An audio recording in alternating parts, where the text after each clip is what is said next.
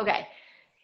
Today we're going to talk about il est and c'est, which are two expressions that you've seen probably before, but may not have the formal rules of French for what they're used for. And they do have definitive uses. So Mademoiselle Heller and I are going to try to talk you through this a little bit and hopefully get a better understanding of it. Mm-hmm. Coucou, Mademoiselle Heller. Coucou, madame. Allons-y. Okay, so I'm going to introduce you to a friend of mine. Oh, comment s'appelle-t-il? C'est Kanji Tanaka et il est japonais.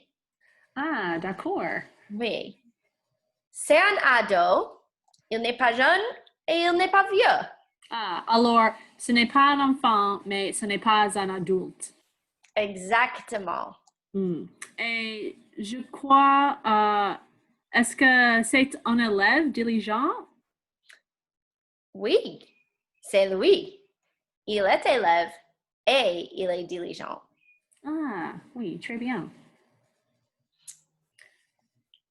So I'm looking at these sentences that are here up on the screen, and it seems like c'est and il est are used interchangeably to mean like he is. Is that right? Yes and no. They do both mean he is, but they are not used interchangeably. Oh, okay. So in French, il est and c'est, or elle est and c'est, both mean he or she is. They can also both mean it is. Similarly, the plural forms, ils or elles sont and ce sont, both mean they are. And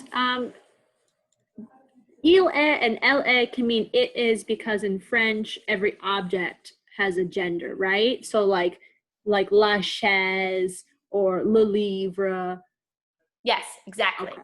La chaise would be elle est, le livre would be il est. Ah, okay. Wait.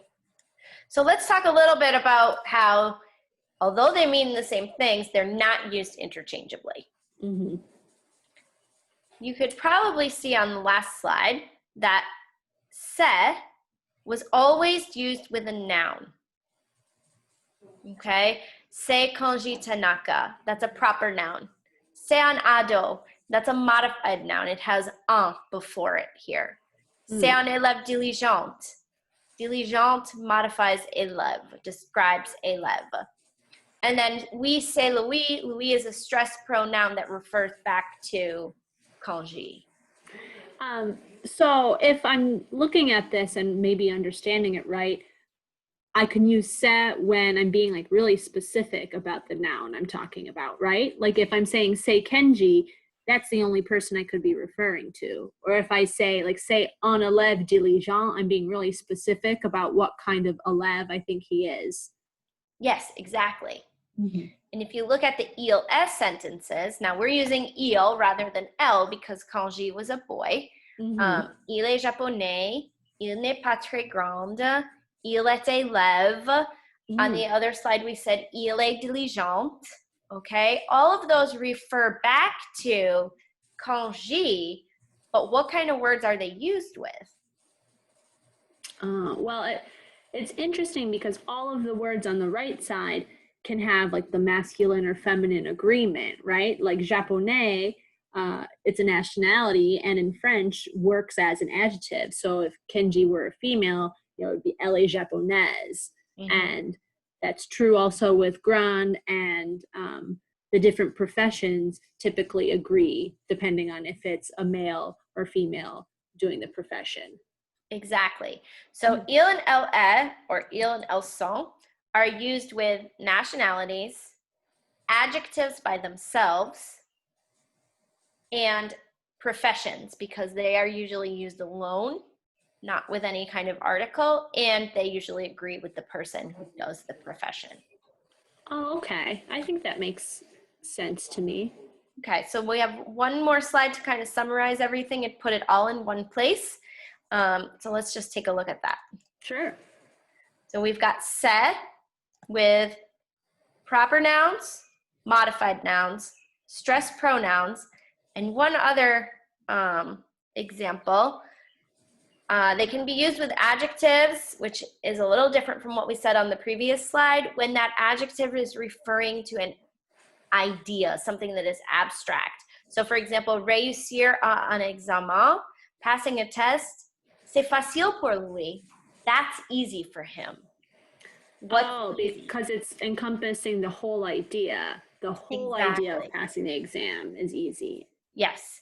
And then elle est, like we talked about, can be used with adjectives, professions, nationality, or any time that you have that you are referring back to a specific person or thing.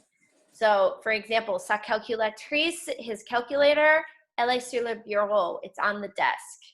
Oh, I see. And that can be tricky for us English speakers because I might read that as his calculator, she's on the desk, but really I'm not referring to a person, I'm referring to an object. Exactly. And sometimes, I know we didn't talk about this on the last slide, but just something that I keep in mind when I'm thinking about, do I need set for what I'm referring back to, or elle or elle is, if I can touch it, I want to use elle or elle. If I can't touch it, like réussir à un examen, I can't touch passing a test, then I'm going to use set. Oh, okay. Yeah, that's really helpful. Merci. De rien. À bientôt. À bientôt.